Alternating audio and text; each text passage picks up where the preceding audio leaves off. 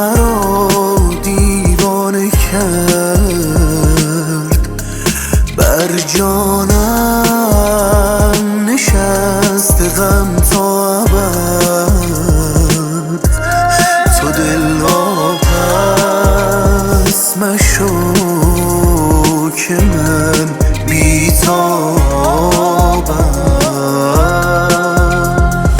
جانا غمت قلبم آلوده کرد، جا مانده از عشق تو درد.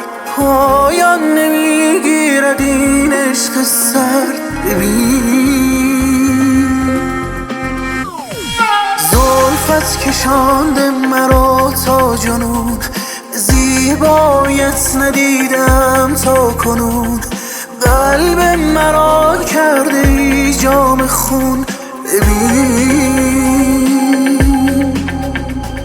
یا ببار بر دل خستم همچو ابری امان. صدایم بزن ای نگار دلم مرا بخوان. شدم کو به کو شهر به شهر رسوای تو. یا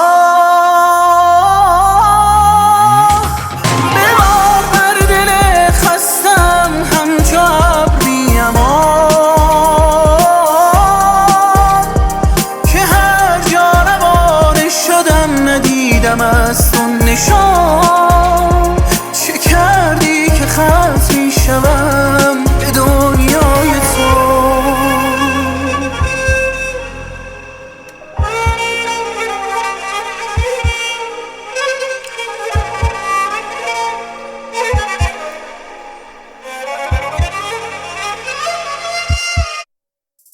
به دنیام قدم بذار ای جانم، که در دل تویی عشق سوزانم. تنها میان دردام بیا به شب‌هام بتاب.